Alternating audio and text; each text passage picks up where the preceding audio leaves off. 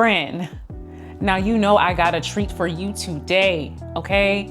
I was so excited to sit down with the Danielle Allen and discuss her upcoming release, Big Girl Blitz. Danielle Allen is an author, indie, and traditionally published. She is an educator, she is a life coach, and she is someone who appears on my social media feed all the time. I was so happy to sit down with her and talk about the Curve series because number one, I love this series. Number two, Danielle Allen kind of walks us through the individual women's lives and how they all come together for this one summer, and how all of their love stories look very different. So I was so excited to learn more about that.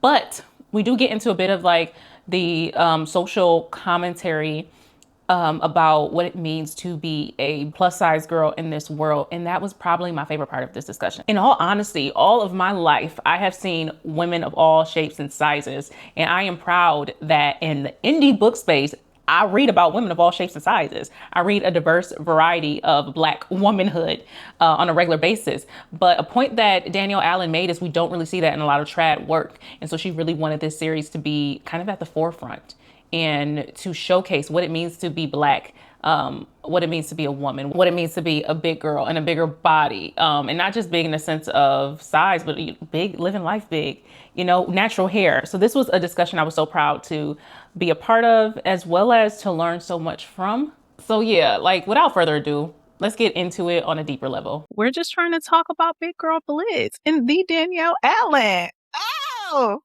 thank you. And before I get into anything, I just got to give my little caveat. I thank you so much for your words, because your words go beyond like the books that you write. And I think the conversations you have with supporters online, because you are the one who told me, you just said, let me know your thoughts. And that was so powerful because I remember meeting you at a See Me Lit event and we were talking about Curvy Girl Summer, and it was right before Plus Size Player came out. Yes, I remember. And you just said, okay, after I done screamed and fangirled all about this one, you were like, oh, okay, well, when you read Plus Size Player, let me know your thoughts. Yes. And that changed a lot for me because I started to create book content. I started to talk to people about the books that I love, people who actually care about it, because my friends did not care. They were like, all right, cool.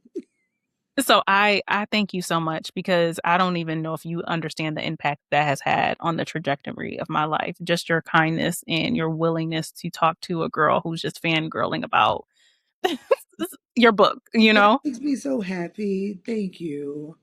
You get me all choked up. I appreciate you, and I want you to know that sincerely. I appreciate you meeting with me as well. So without further ado, let's talk Black love. When is the first time you seen Black love in your memory? Had to have been like at home. Like I know seeing my grandparents, they were married up until my grandfather passed away in, I guess, 2015. And then my grandma passed away in 2023. So like that was my first, like, it was all I knew, all I grew up with. It was what I was born from. Like, so it was always present in my life. I never knew anything different. And then even in watching like television, like obviously I saw different, but I had already had a basis for what love was and what it looked like and how like Black women were supposed to be loved, how Black men were supposed to be loved. And even though that wasn't necessarily reflected in the shows that were on TV, I saw it in real life. I saw it firsthand. I love that. I love that deeply. And looking at your catalog, you have over 50 titles. You know, it goes deep. I always wonder what made you say this story, you know, the Curve series is the one that's going to go traditional, because I feel like you're very intentional. And what made this series special for you? Because the writing, the quality, the storytelling, the smut, the banter, all the key elements of Danielle Allen is without your entire throughout your entire catalog. And so what made you say, I want to partner with someone, I want to bring in a publisher with this one? So it didn't happen like that for me. My agent was like, "Do you have an idea for a story that we can pitch for a Mm-hmm. traditional release?" Because I want, like, my goal at the end of 2021, it was on my vision board, was to have one of my books made into a movie.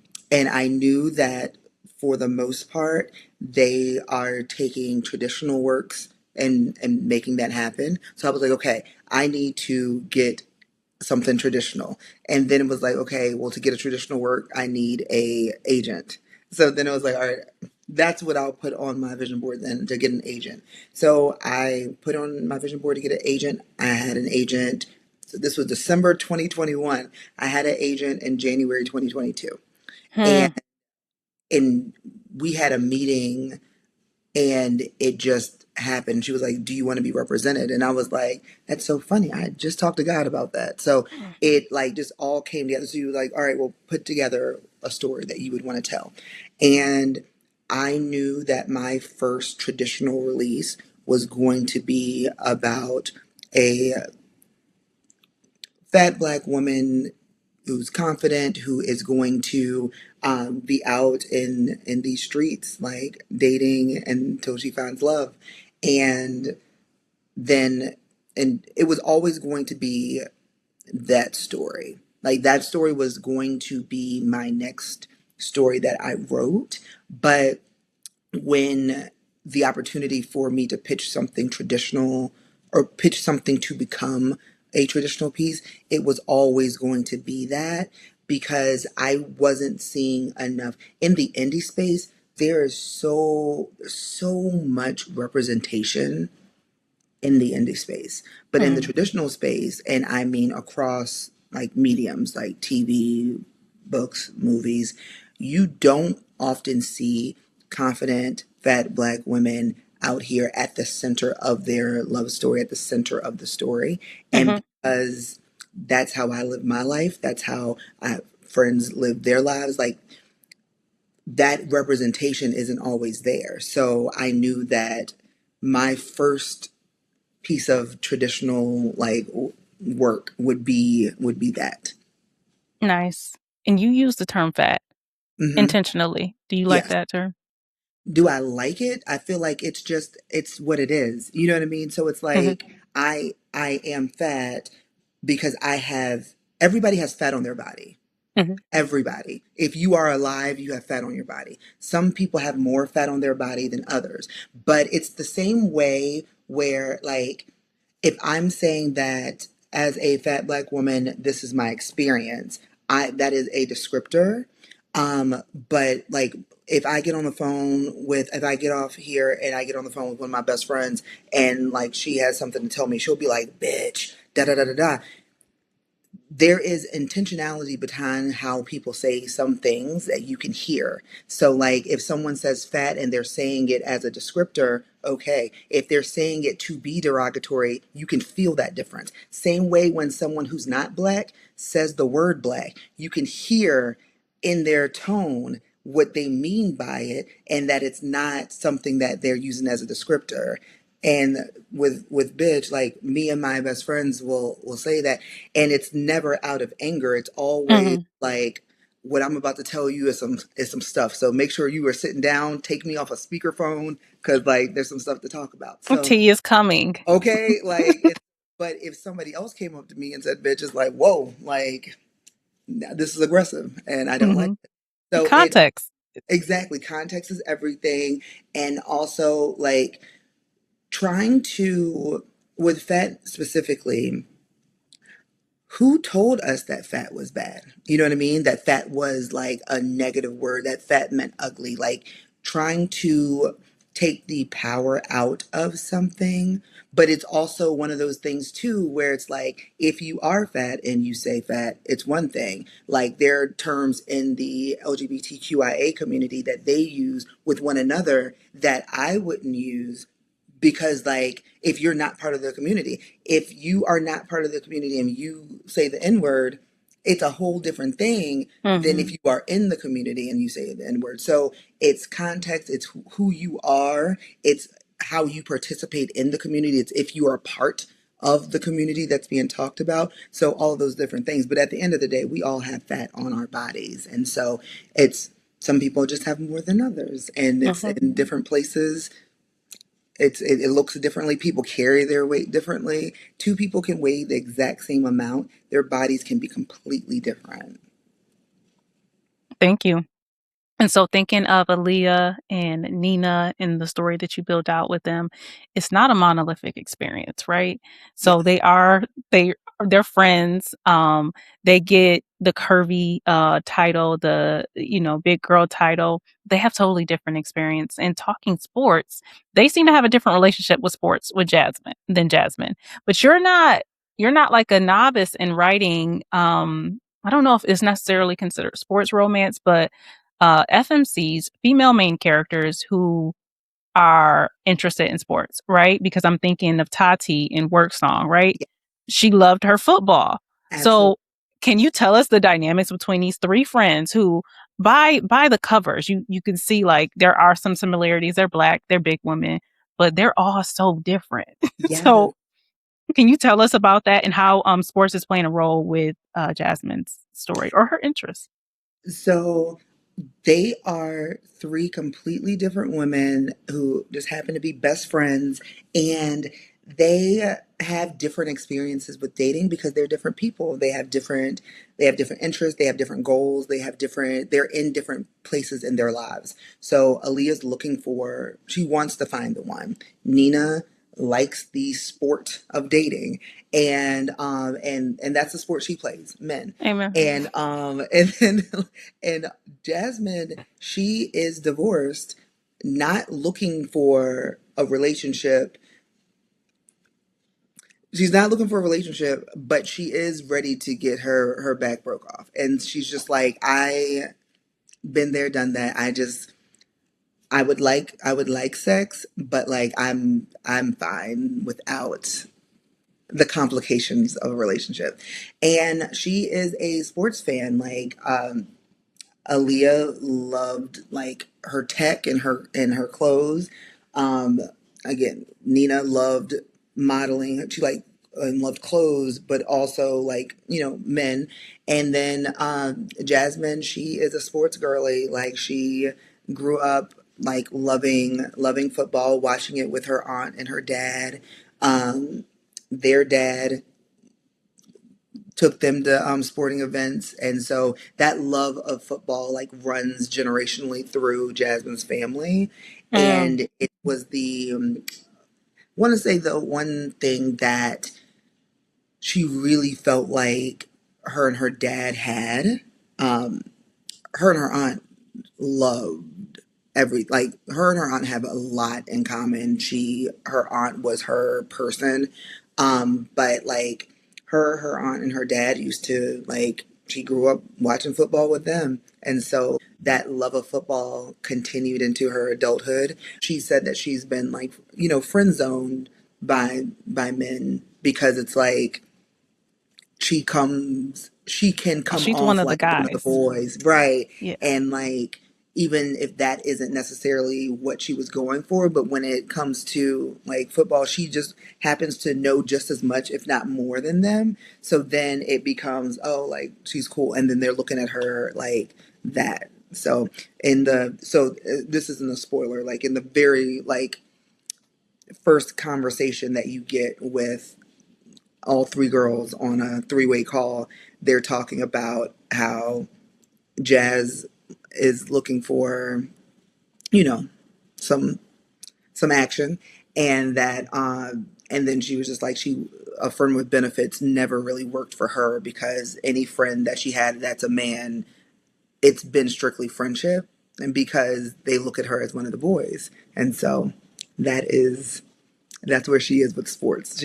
She loves football. Wait a minute. Any friend that she has that's a man sees her as just one of the boys. So will Jazmyn give us more of a spectrum of on her sexuality? Do we get that with Jazmyn? Oh, so no, Jazmyn is Jazmyn is straight, but Jazmyn has limited experience. And so, Oh, like, because her parents are really big on perfection. And so she did things right because they were like, if you like, because you are fat, you're going to have to like prove that you are smart and prove that you aren't lazy and prove that like all of these things, because unfortunately those things are attributed to mm, fatness, even though that's just not the truth. But that's how people try to carry it. So they instilled this idea of perfection into her that she's had to unlearn. But in that, it's like she met this man in college, um, and they dated for X amount of years, and then it was just the right thing to do to get married. So then they got married, and then they were married for X amount of years, and then after like they got divorced, she like took some time to herself, like you're supposed to, and so she hasn't had much experience because that mm. is how she has lived her life. And she wasn't really getting any, well, not even really, she wasn't getting any play in her hometown. So it wasn't until she got to college that she even realized how beautiful she really was, because Wow. in her hometown, that's where she was getting the bullying and all of the negative connotations that they attribute to fat. That's where that came from, her hometown. So she didn't have a lot of experience. So when I say that, like, all of her friends who like happen to like be men, it's like when she would go to, because like her best friends, I mean, they would go with her to the sports bar, but they didn't know what she was talking about. Like they like vaguely knew the game was on. Nina was Yes. who was in the building, and Aaliyah was like, also focused on whatever, maybe the man she was dealing with at the time, but they weren't watching the game with the same amount of rigor that that Jazmyn. Jazmyn. That's so interesting because now, if I'm following correctly, Jazmyn went back to her hometown to Mm-hmm. take care of her aunt. Is it Addison? Mm-hmm. So she went back there, and it's interesting because it seems like this love story that you're building with her starts at a sports bar. So Yeah. what led to her going to that sports bar? What happens after? Like, where do we go from there? I cannot tell you all the things. What I can say, because this does happen in chapter one, Jazmyn is a teacher. So again, a safe career Mm, that goes along with the idea of like her parents are just like, do all the things, have a perfect little life, and you'll be happy. So she went into teaching, although she really wanted to be a writer, but like her her parents were just kind of like, the how often do people write and then be able to be successful enough to like make a living off of it? The percentage is low, but you know what is a good career that's never going out of style? Teaching. mm. And so that is how her whole life has been. So her aunt was the one who broke out of the town and was really the town's it girl. And like she like made her Addison. own. Auntie Addison was Okay. that girl. She traveled the world, did whatever she wanted to do, like she lived life. And every year Jazmyn, who hates coming back after she escaped and went to Hamilton University in Maryland, in Richland, Maryland. She like, if she don't have to go back, she not going back. So, but for 1 week, right after school lets out, like she teaches at a high school. After school lets out, she will go to like her hometown for a week to spend with Addison.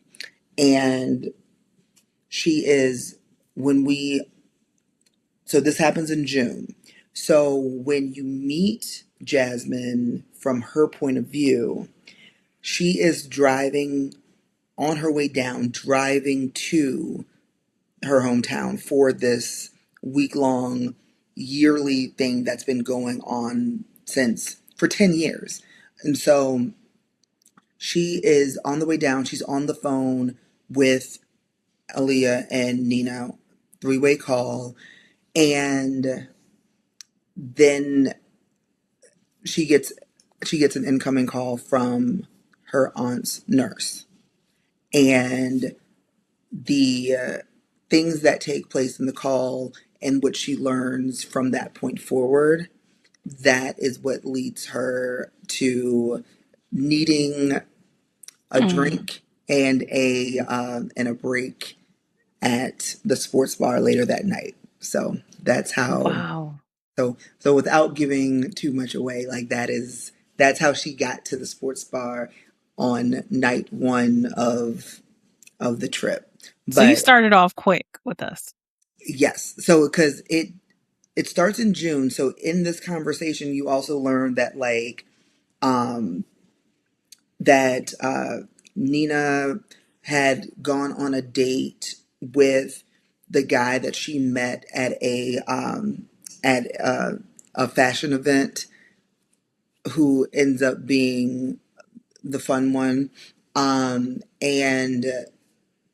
Aaliyah is avoiding a call, like she's hot and bothered, and she was like, I'm trying not to make bad decisions. But we already know from Aaliyah's book and how her book started that the bad decision that she's talking about she doesn't want to make, she ends up making when she answered Matthew's call. So it's like we're in June of the same summer as everybody else. So everybody's going through the same summer. It's just that in Jazmyn's book, it's going through Aaliyah's birthday, through early to mid September and beyond. So you're able to see what happened. So when people are like, oh, I want to know what happened after Aaliyah's birthday party, you'll be able to see. There was no way for me to be able to tell you after Aaliyah's book. You just got to keep reading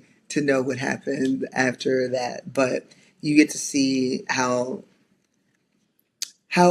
we show up for people we care about, the ways in which you show up for people you love when they're going through things, and then the way as a partner you show up for the people that you care about and the people that they care about. So you get to see how all of that intertwines, because it takes it into the fall, and so you're able to see some different things happening. It was always intended that Aaliyah's story was more rom-com, Nina's story was sexier, and Jazmyn's story is sadder. And it's not that it is like, when I think of the range of like how sad I can get. Broken clocks, Right, Danielle. We need to know, are we getting broken clocks? No, Let so the girls know in advance, because you are so wrong with that. And the thing is, Broken Clocks is an amazing book, but you recommended it to me, by the way, on your stories on Instagram, and you were holding that book up with your purple lipstick, and you were just like, and I'm like, oh, that must be another Danielle classic. It must be a happy time in there. Boy, I'm like, Danielle Allen, Ashley Antoinette, Tracy Brown. Who am I reading right now? I didn't know you could go that dark. But please continue. I mean, so it doesn't take those exact turns, but it is a little more somber. And that was intentional, because because these three fat Black women with natural hair who are confident and beautiful and loving and loved are living like three different experiences, because we are not a monolith. And I feel like I wanted to show that like these are three different experiences, but all three of them are being loved right, being done right, being treated well, like all of the things. But at the same time, like life is happening to them differently. And I think that the idea that to be fed means that there are less opportunities and less options, or that you have to settle. That is something that I want people to get away from. And in the three different vibes of the book, I feel like help normalize that, like, oh, so like no matter what the situation is, Yeah. there's no need to settle. There's no settle. They're all so different. Like fun fact, I reread Curvy Girl Summer. This is my favorite. Ahmad is my man. Yeah. And I felt like I identified with Aaliyah so much, but the more I grow, I think, not necessarily in my confidence, but just my approach to life. I see myself in Nina as well, because there are aspects of each of these characters that I feel like we can all touch upon. But I want to talk MMC. We cannot leave without talking about this MMC, because you finally gave us, not let me not say finally. I don't know if everybody was asking for it. You got us a husky thick on MMC. That man looks delicious. Okay. Can we talk about him? Can we talk about the smut matrix? Because I know this was kind of a slow burn for me, and I love a slow burn, but it was a fast start to it. You let us know that you know how to get us there. But can we talk smut matrix, and can we talk MMC? So I feel like this is not a slow burn. Okay. I feel like this is a regular, it's not a fast burn either. I feel like Aaliyah's was slow and Nina's was fast. This one, give it a few chapters and then we see some stuff happening maybe. A connection is happening that is deeper than what either of them expected to be.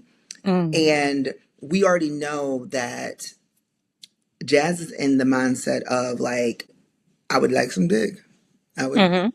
Some dick would be nice, please. And then it turns into like something, like it continues to grow into more and more, not necessarily like a distraction, not necessarily just dick. It becomes its own thing. And I feel like this is while she's also trying to deal with all the other things that she's having to deal with. And he is the type of man that you would expect to to have played defense.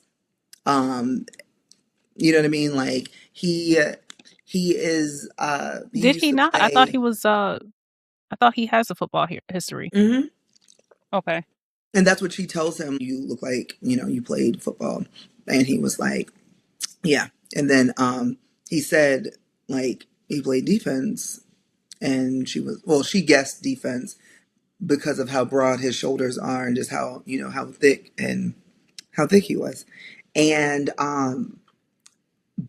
because of that, because of his size, he's able to handle things as they come up and as they need to be Things handled. need to be handled.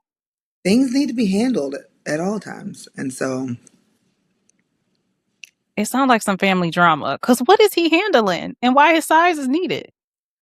I mean, I feel like things need to be handled, but also Jazz needed to be handled. Manhandled. We love that. And so, yeah, like he has a lot more layers to him. And he is like, he's the type of man that is quiet in his approach. And he very respectful, very dedicated to what it is that he wants and willing to do the things that need to be done, and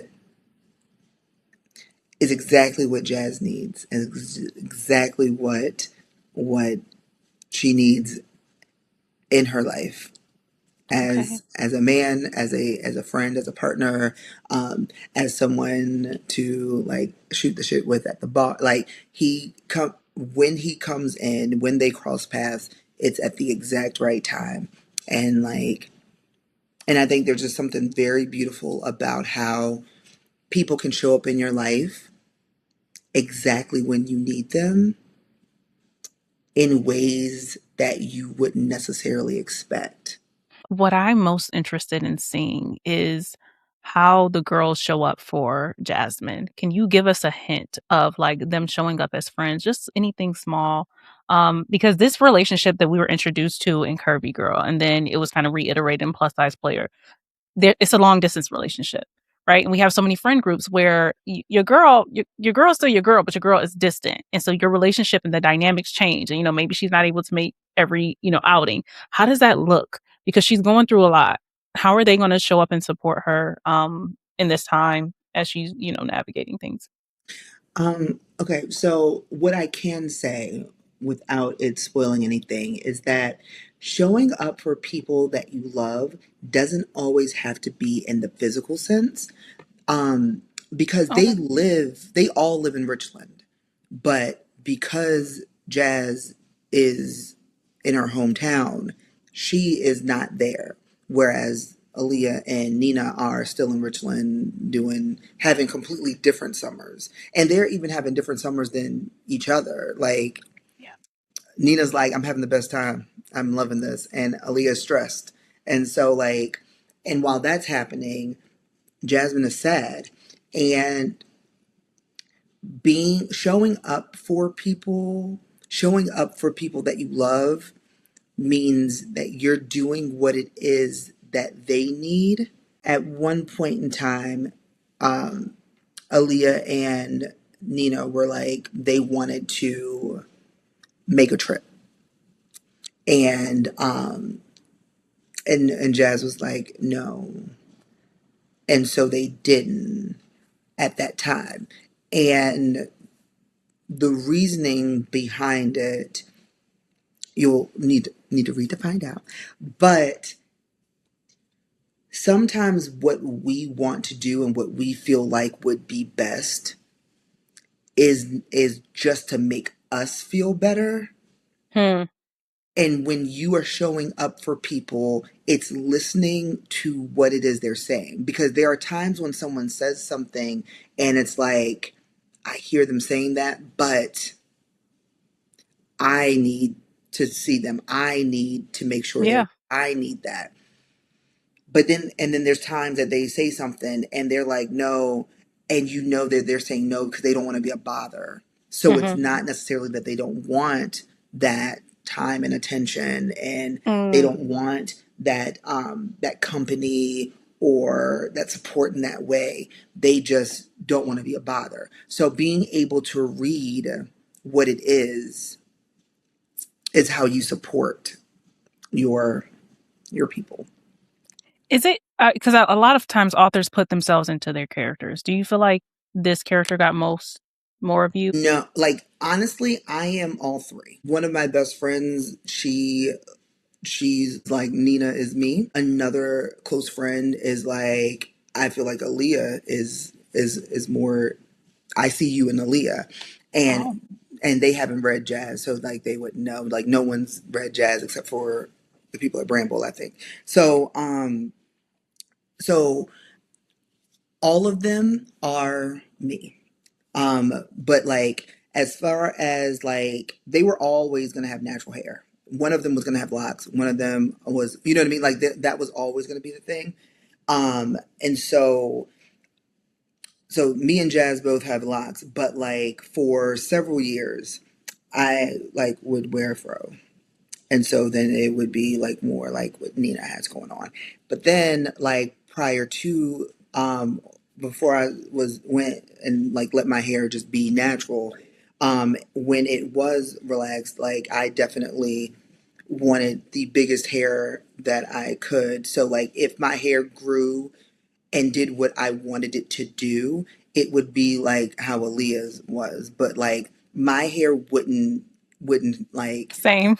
straighten. Like I couldn't if whenever I've gotten my hair straightened for a like an event, by the end of the day it was back into a fro. So like but ideally it would have done what Aaliyah's hair did. So I love football. Me and like Jazmyn have that in common. We're out here. We're out here. We're at the games. We're doing the things. And so, but there's so many aspects of all of them that are pieces of me. Mm-hmm. And then there's some parts that are just like who they are, who they told me they were during the writing process. But the way Jazmyn handled the things that she had to like handle, I feel like I 100% understood that my experience was not that. Like my high school experience was more like Nina's high school experience. But I feel like how Jazmyn handles the things that are happening with her aunt, like I can identify with that. And so yeah, Thank there's a you. little bit of me in all of them. Any last notes? So if you could follow my Patreon and my Substack, I am in 2026, I have decided that I am going to be more consistent.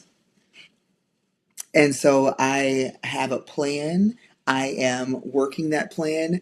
January has done what it's needed to do. So I have more realistic consistency goals. So follow me on Patreon and Substack. Also, I'm on TikTok lip syncing to random things. I am on Instagram, Facebook. If you want to join a Facebook group, there's by Danielle Allen is the name of the Facebook group. And what else? I will be, if you are in Detroit, I will be in Detroit at the Detroit Public Library February 22nd, I believe. I have a list on Instagram. I have a Okay. list of places where I'm going to be that I know of right now. Pre-order, pre-order, please. Bookstores will look at pre-orders as a determination of interest and if they even will carry certain titles by certain authors.